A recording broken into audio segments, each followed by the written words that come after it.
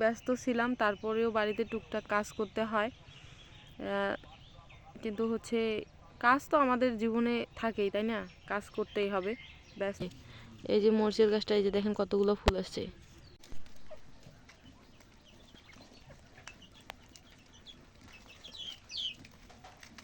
আসসালামু আলাইকুম, শুভ সকাল বন্ধুরা। তো আজকেও প্রতিদিনের মতো যুক্ত হয়ে গেলাম আপনাদের সাথে নতুন একটি ভিডিও নিয়ে। তো আশা করছি সবাই ভালো আছেন এবং সুস্থ আছেন। আলহামদুলিল্লাহ, আমিও ভালো আছি। আজকে এই যে দেখেন সকাল সকাল চলে আসলো আলহামদুলিল্লাহ ইটের গাড়ি।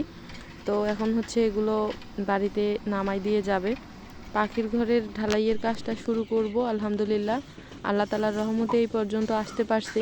তো সবাই দোয়া করবেন, শুভ কাজ করতে যাচ্ছি, খামারটা শুরু করতে যাচ্ছি বড় করে আর কি।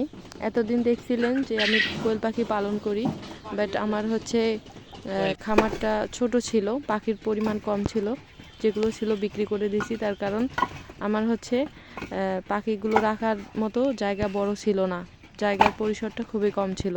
এই জন্য ভাবতেছি যে যেহেতু বাণিজ্যিক আকারে কোয়েল পাখি লালন পালন করবই, কাজেই দেরি না করে আমার হচ্ছে দ্রুত একটা ব্যবস্থা করা উচিত, যেন আমি খুব ভালোভাবে আর কি ওইখানে কিছু পাখি, বেশি করে পাখি লালন পালন করতে পারি। এই জন্য হচ্ছে আজকে ইট আনা হলো। আর বাকি যে হচ্ছে কাজগুলো বা বাকি যে বিষয়গুলো সেগুলো তো আগেই আনা হয়েছে। আজকে এখন ইট আনা হয়েছে, আজকে ইট আনা হলো, এখন রেডি, সব রেডি, ইট বালু সিমেন্ট সব রেডি। এখন মিস্ত্রি আসলেই আমি হচ্ছে কাজটা শুরু করে দিব। তো আশা করি সবাই পাশে থাকবেন এবং হচ্ছে দোয়া করবেন আর একটু সাপোর্ট করবেন প্লিজ। তো একটা অনুরোধ করব, যারা যারা আমার চ্যানেলে এই মুহূর্তে নতুন তারা প্লিজ চ্যানেলটি সাবস্ক্রাইব করে দেবেন এবং হচ্ছে যারা অলরেডি দিয়েছেন সবাইকে অসংখ্য ধন্যবাদ। তো বালুগুলোর উপরে যেন কোনো ময়লা বা হচ্ছে ধুলা না পড়তে পারে, এই জন্য একটা প্লাস্টিক দিয়ে উপর থেকে হচ্ছে ঢেকে দিয়ে রাখছিলাম। আর এই হচ্ছে আমার পাখির ঘরটা, দেখাই আপনাদেরকে একটু। এই যে দেখেন অনেক লম্বা একটা পাখির ঘর দিয়ে দিছি, মানে এই পাখির ঘরে মিনিমাম কম করে হলেও আমার 5 থেকে 6 হাজার পাখি ধরবে যদি পুরোটাই একবারে হচ্ছে কাজটা কমপ্লিট করা যায়। তো বন্ধুরা সাথেই থাকেন, দেখতে পারবেন ঢালাইয়ের পর হচ্ছে কিভাবে পাখির ঘরটা প্রস্তুত করি, অর্থাৎ বেড়া বা কতটুক ঢালাই দিলাম এবং কতগুলো টাকা খরচ হলো ঘরটা কমপ্লিট করতে। আমি চাইছি যে একবারই যখন কমপ্লিট হবে তখন আপনাদেরকে সঠিক হিসাবটা দিব। এখন একটু একটু করে ভেঙে ভেঙে বলবো না, একেবারে হিসাবটা দিব, যাতে করে কেউ যদি নতুন করে মানে ঘর বানাতে চান তাহলে যেন কারো উপকার হতে পারে। তো যাই হোক, সম্পূর্ণ ভিডিওটা দেখার অনুরোধ রইল, আশা করছি ভালো লাগবে।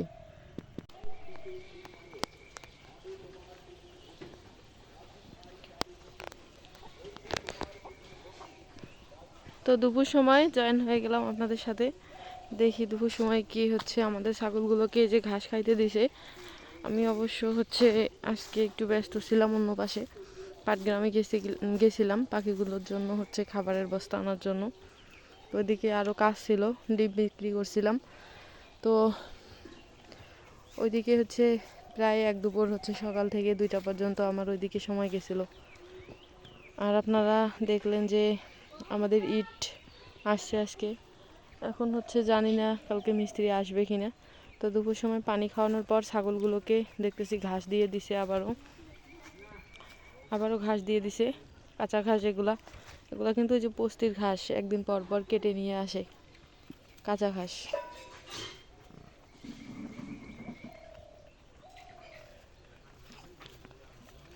তো আমাদের হচ্ছে এই যে ছোট বাচ্চাটা একটু অসুস্থ।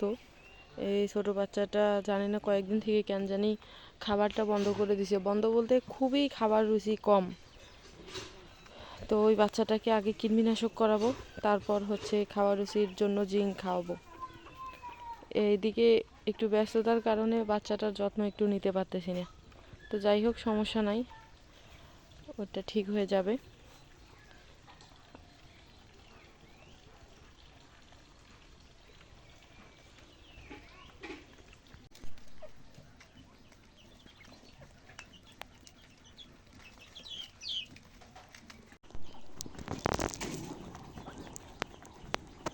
তো সকালে দেখছিলাম যে মাত্র 2 কেজি অর্থাৎ 2-3 কেজির মতো খাবার ছিল।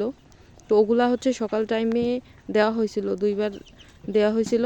তারপর হচ্ছে পাটগ্রাম থেকে এখন আমি খাবার নিয়ে আসলাম এদের জন্য। একটা সোনালি স্টার্টার 50 কেজি বস্তা নিয়ে আসলাম পাখিগুলোর জন্য। আয়না হচ্ছে এই যে খাবার দিয়ে দিলাম। সকাল থেকে 2টা পর্যন্ত 3 কেজি খাবার খাইছে। আর এখন হচ্ছে বস্তা এনেই বস্তা খুলে আগে পাখিগুলোকে খাবার পানি দিয়ে দিলাম। এখন বাজে 2টা 50, অর্থাৎ আর কি আশেপাশে 2:30 বাজে। তো পাখিগুলো এখন হচ্ছে খাবার খাচ্ছে। আর পাখিগুলো আল্লাহ তাআলার রহমতে এখন ডিম দিচ্ছে। পাখিগুলো সুস্থ আছে, ভালো আছে। পাখিগুলোর একটা সমস্যা হয়েছিল যখন ঠান্ডাটা বেশি ছিল, এই যে 1 মাস আগে।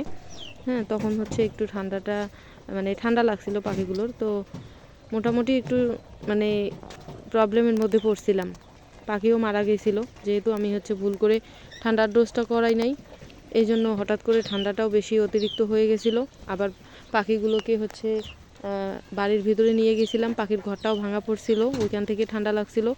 জায়গাটা ঠিকঠাক করে হচ্ছে দিতে পারি নাই, উপর দিয়ে হচ্ছে প্লাস্টিক ছিল, ওই জন্য ঠান্ডা পাইছিল। তো এখন পাখিগুলো সুস্থ আছে, তার জন্য অনেক অনেক শুকরিয়া আদায় করি এবং আলহামদুলিল্লাহ বলি সব সময়।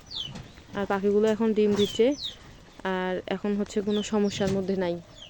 খুব তাড়াতাড়ি পাখির ঘরটা কমপ্লিট করার চেষ্টা করি আর কি, যেন পাখিগুলো হচ্ছে অনেক সুন্দর একটা মানসম্মত পরিবেশ পায়। তো এখনও কিন্তু আমি পাখিগুলোকে খাওয়াচ্ছি সোনালি স্টার্টার ফিড। আমি কিন্তু ব্রয়লার স্টার্টার ফিড দেই না, খাওয়াই না। আমি 0 বাচ্চা থেকে শুরু করে যতদিন না পর্যন্ত ওই পাখিগুলো 70% ডিমে না আসে ততদিন না পর্যন্ত আমি এগুলাই দেই। তো বিকেলবেলা একটু ভালো লাগতেছে না, এই পাশে আসলাম। একটু মাথাটা হচ্ছে ভার ভার হয়ে আছে। আর আমার আব্বা হচ্ছে এই যে দেখেন ধনিয়া গাছগুলো কেটে দেওয়ার পর ঘাসগুলো নিড়ানি করে দিছে। এখন মরিচের গাছগুলো হচ্ছে মনে হচ্ছে তাড়াতাড়ি মানে লম্বা হবে, বড় হবে, বড় বড় লাগতেছে।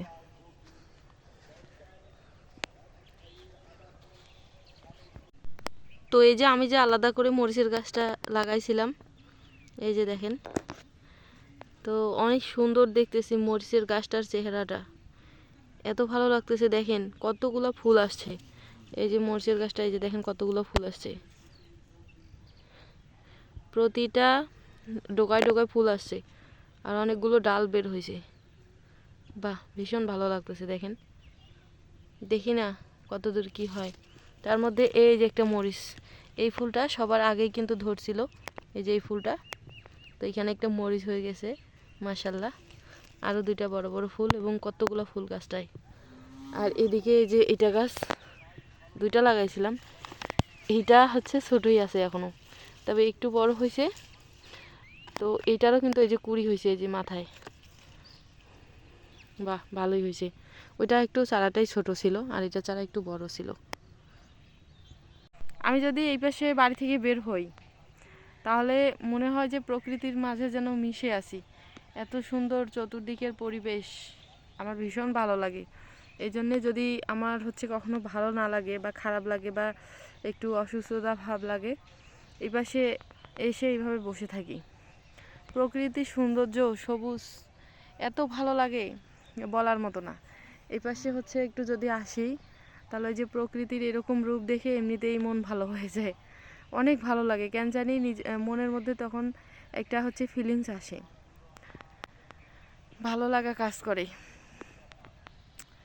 তো যাই হোক, বিকাল হয়ে গেল, আর আশা করছি সবাই ভালো আছেন এবং সুস্থ আছেন।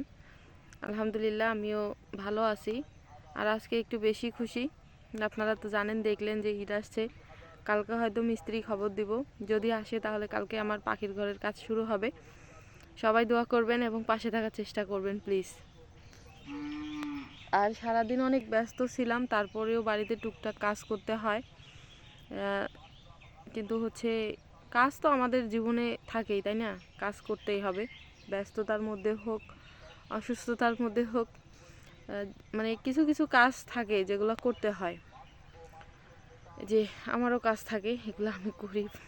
তো যাই হোক, তো বন্ধুরা, আশা করি আপনারা এভাবে পাশে থাকবেন, সাপোর্ট করবেন। তো ভিডিওটা আজকে এখানেই শেষ করলাম। সবাই ভালো থাকবেন, সুস্থ থাকবেন। আল্লাহ হাফেজ।